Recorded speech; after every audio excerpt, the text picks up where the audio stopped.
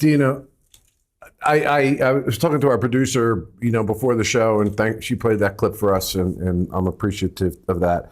But this testimony about lack of a demeanor, this concerns me. Okay, I have listened for years during trials, people talking about the demeanor of people when they find out somebody is dead. And I've come to enough of a conclusion as a prosecutor, as an emergency medical technician who's seen lots of people die in front of family members. They do various different things. There's not a standard book on how you respond when somebody dies. I just think this testimony is so dangerous. I've had cases in murder cases where the person's crying hysterically over the body and they're like, oh, poor so-and-so, who turned out to be the murderer. What were your thoughts when you hear this kind of testimony? Is this something that should be admitted as proof that a person did something? I get why they do it, but I think it's dangerous. I think your point is right in that people respond all sorts of ways, right? You can be in shock and not show emotion for that reason. Obviously, guilt is what they're trying to imply here, and why you don't show emotion that way. Here we see him right now crying, in court. Is that supposed to make us feel that he's actually innocent because he's crying? So I do think it's a little bit dangerous to decide anything based on emotion, because that's very easily manipulated. People can manufacture emotion, or how I am going to react to something is different than how somebody else is. But this is very typical questioning. We often hear about it, especially in a situation like this, where the defendant who allegedly murdered his son can have no reaction in the hospital room. The prosecutor is going to bring that out, but I think you're right that it's not that great, really, of evidence at the end of the day. Yeah, Alexis, look, it's amazing to me that it gets used, and in one trial it'll be used to mean one thing, and in another trial it'll be used to mean the exact opposite thing. I just think it's a disingenuous thing. And for example, does this warrant an expert witness to come in? Because we all know that denial is one of the first stages in grief, a failure to recognize what has happened, a denial that it has happened. I think we're just really venturing into strange psychological testimony that just, to me, is not, if I were a judge, and I'm not, but if I were, I would find that the probative value of this is not outweighed by its prejudicial effect, a 403 analysis. Your thoughts? Well, like you said, it's typical that this is allowed. I do see your point. But for someone to express what they saw or witnessed another person, I don't know if we cross into requiring an expert there. But I agree with you.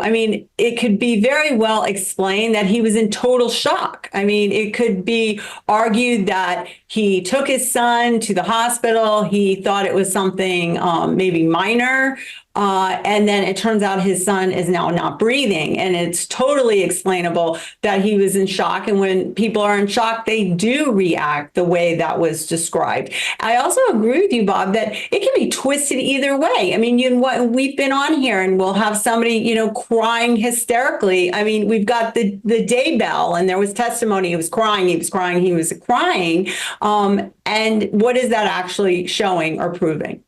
Yeah, the last murder case I tried as a prosecutor, the target, who everybody felt bad for, was laying in the puddle of blood with the deceased victim, hugging and crying, getting his DNA, in my opinion, all over the crime scene about how upset he was, and later turned out to not only be the target, but was convicted and is now spending a life sentence. So I think these things are dangerous. Anyway, but to your point, it was allowed to be admitted in evidence, and the jury, I guess, can make that determination. All right, let's take a listen now to what she had to say on cross-examination.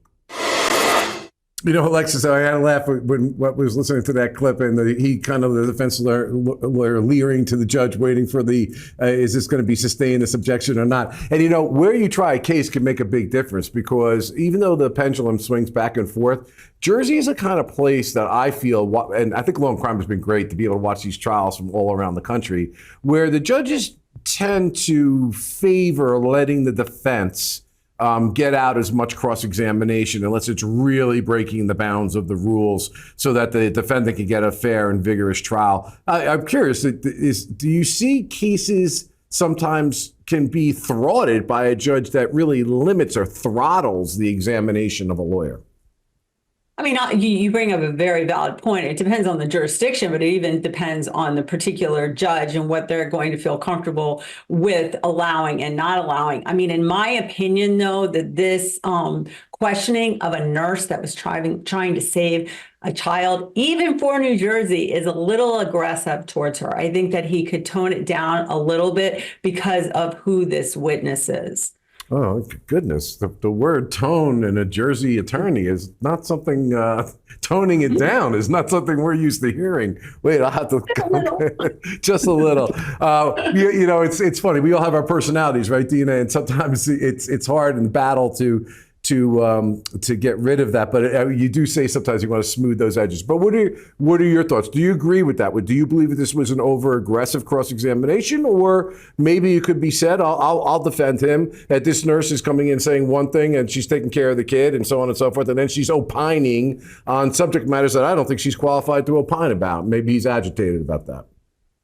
I had to say, I agree with Alexis. When he started to make it sound like, how could you possibly be trying to save the son and knowing what the demeanor was of my client, I thought that was really struck a bad note, because this nurse is not on trial for not having lived up to like her duty of care. And that's basically what he's trying to imply there unnecessarily. And I don't think it's that difficult to try to resuscitate and glance up at the father at this, in a one moment after another. I think that probably happens all the time. And so I thought that was kind of a weird tactic on his part I get his point of him wanting to make it obvious that he wasn't getting escorted out because they thought he had done anything wrong, just because he was a typical family member. But him, trying to imply that somehow she was failing to take care of the son because she also noticed he wasn't sitting there crying was unnecessary. I thought that was a bad form. All right, we got two unnecessaries here. So, all right, the jury here, at least on the Law and Crime Network, has spoken. We'll see with the jury that's actually listening to all the evidence. Hopefully we'll get some insight into that. So we're going to take a quick break here. We will be right back. Please stay with us.